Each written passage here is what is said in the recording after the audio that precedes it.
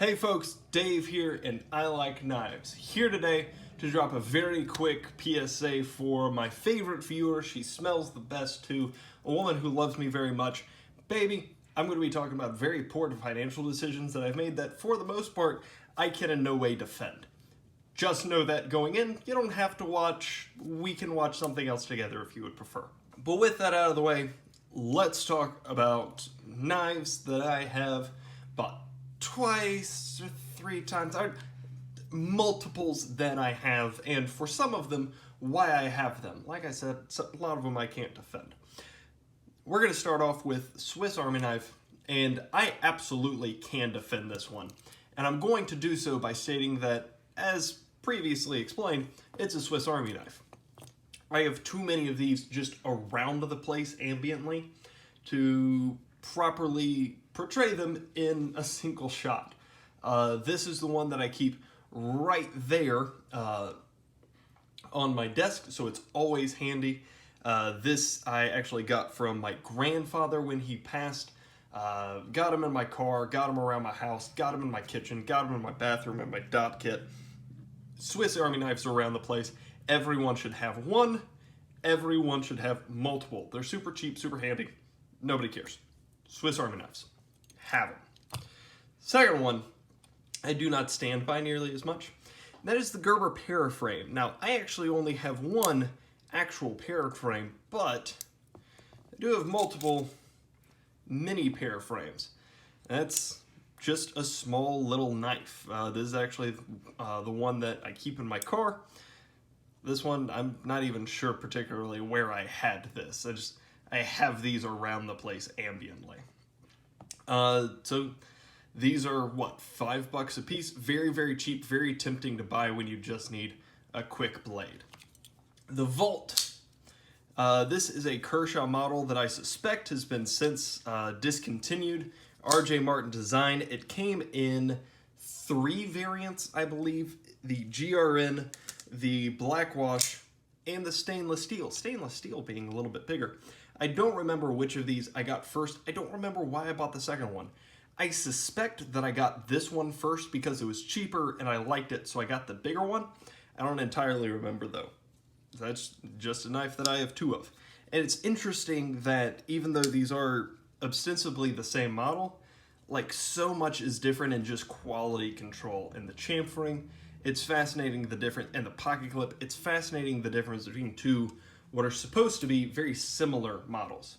This is one that I could not begin to explain. I cannot defend this. This is a CRKT M16 after the redesign, and I went in knowing that I would not like it because of the way that the pocket clip is. In the knives that disappointed me, I show this with the pocket clip off. And, as explained in that video, I have 3 of them. Now, I don't remember which of these 2 I got first. You got the Spear Point, the Little Tonto, but yeah, you want one too, don't you? Even though the pocket clip sucks so much that you will never be able to fit this in your pocket, yeah, you want one. 4 inches, man.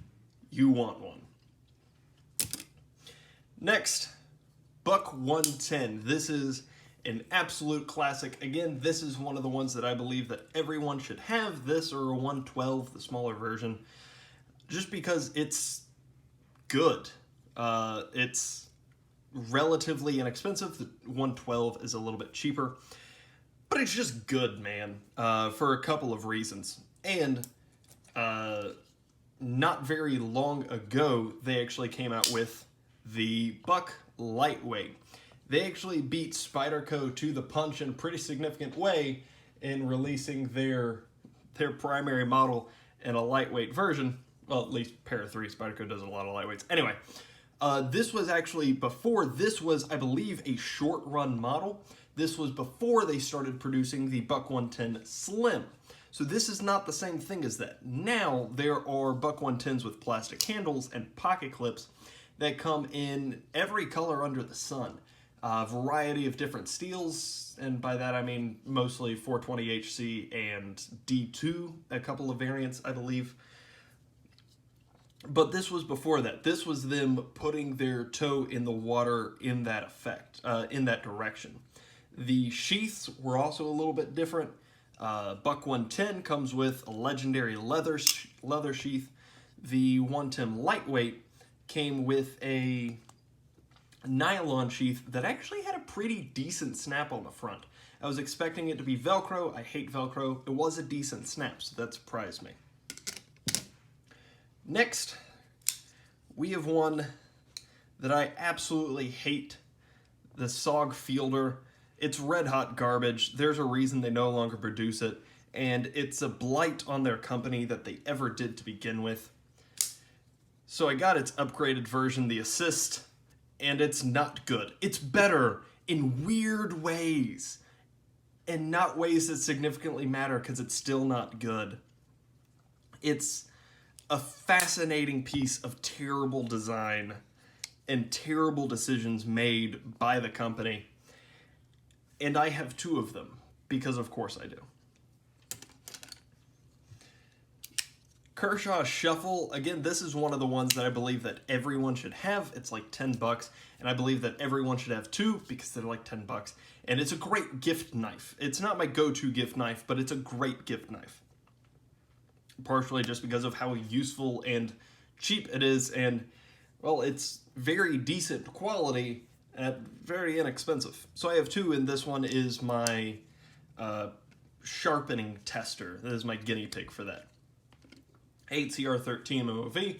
It's very easy to sharpen. You can just get it done, practice your technique, and you get to see results very quickly, as opposed to something like Maximate, which is better steel, but a little bit more difficult. It's fine. Amplitude. This is actually one of these, is actually the knife that I carried at my sister's wedding. So it's a very important knife for me, one that I like very much. I don't know which one I had first because there's no difference between these two. I do not know why I got two. I think it was one of these I know has a chip in the blade, and I think it's possible that that's why I got the second one. Is it this one? I can't even see it. I know it, but I don't know where it is. I think it's that one. I think the one that I had got a chip in the blade, and that scared me because I had never sharpened anything before. So I went and just picked up a second one. Again, it's relatively cheap. It's relatively good quality. So I'm fine with it. It's just, I don't know why I have two of these. It's a weird thing to have two of. One, absolutely, they're good knives. I don't understand why I have two of them. Next is my go-to gift knife. And by that I mean it's a knife that I gave my dad. Not this one, it's, I think it's blue with black blade. I don't remember the color. No, it's green with satin blade. That's the one that I gave him. And I like it. And this is a knife that lives in my car, in my glove compartment, because it's, if I forget whatever knife I have on me, it's very quick, it's decent, it's pretty well made, easy carry, pretty good knife, and I really like coated blades and had a job where I like mandated that I have a coated blade. Unfortunately, this one, a little bit stiffer of a pivot, so not as useful, but it is absolutely my favorite coloration, in case you couldn't tell. Now on to one that I legitimately cared about. This is my first Kershaw Weston, and for a long time it was my favorite knife. It's the knife that I cared most about. I think I mentioned this in Knives That Disappointed. I don't remember if I did though. Until I finally came to grips with the fact that it was completely unusable. This is a terrible pocket clip. They should have been ashamed of this pocket clip. And when I tried to fix it, one of the screws got stripped out because one of the screws I was able to get out. The other one is so desperately Loctited that it is just a dead screw. But I like the knife and just can't happen to carry it. So I went and got another one and was able to switch out the pocket clip. So it's the same knife, and the only reason is because of their stupid Loctite and stupid soft screws. But I went and got a second one, contributed to their funding, so they ought to be happy about that. This is a rat number, I just cut my thing. This is a rat number 1. It's a great knife. Again, cheap. It's a lot of people's go-to gift knife. And there was one day before I carried the Dozier in my car that I realized I stepped out of the house. I can't remember what it was that I was going to do, but it was something that I needed a knife for. And I didn't have access to one, and I didn't have one where I was going. So, for whatever reason, the thing that most made sense to me at the time was to run by Academy and pick up another Rat 1. So this one I used on that day, and I don't think I have ever touched since. But because of it, I now have 2 Rat 1s. Just because I was too lazy and too lazy to go back and too cheap to get something else. Because I knew that this worked. This is the knife that I wanted to have on me. But for whatever reason, it blew my mind, and it was too much trouble to go back home and grab it before running to do whatever I needed to do. No nonsense work knife. Hey, I know it's gonna work. This is one that's actually really fun for me, in that this is a Kershaw Dividend, and this specific model is my go-to kitchen knife. It's the sliciest thing in the world. It's amazing. It does not spread peanut butter very well. That's not what it's supposed to do. But hot dog, it'll split an apple like nothing. Fantastic. And this was, I don't know if Kershaw realized how much this knife would explode on the market and how crazy popular that it would be, especially in its infancy. But shortly after it was released, well, Kershaw figured it out somewhere and made the Kershaw M390, which may still be, but was definitely at the time. This and the Link M390 were the cheapest ways to get M390, one of the cheapest way that I'm aware of to get M390. And you got it on a pretty good blade, and it's got a swedge. It's super nice. Love this knife. And because it's my favorite color, Walmart had an exclusive that had 2 exclusives in the Dividend, an orange handle and a satin blade, and a tan handle and a black blade. And, well, obviously you know what I'm gonna get.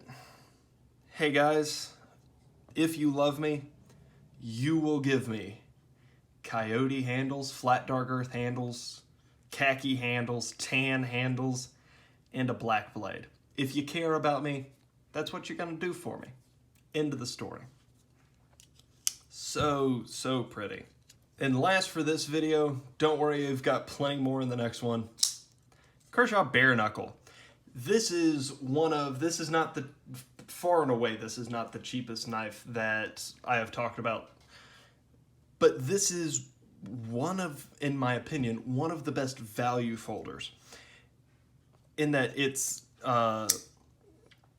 Sandvik steel, it's manual action, it's incredible. The detent was so incredibly strong when I first got it. It broke in, like this finger is noticeably stronger after I got this. Pocket clip action, incredible. And then, because Kershaw does so much of their stuff right, you hit them with an M390 variant, man. Oh, 20CV variant, I apologize. M390 20CV is basically the same thing. This is a Smoky Mountain Knife Works exclusive, and it's one of my favorite knives in 20CV, and an incredible steel. Now, unfortunately for me, I realized after I had already hit submit that Smoky Mountain Knife Works also does a black handle, black blade 20CV for the same price, and that's what I prefer. But I had already hit submit on this one because I was so quick to, I saw it on Reddit, I think, and I was so quick to run over and buy it. Moral of the story, have a thought, take a breath, look for other things before jumping, but hey, even so, still absolutely incredible knife, incredible knife. That is my first round of doubles. or triples or whatever. So just here shortly, I'll introduce you to round 2. Have a great day. Bye.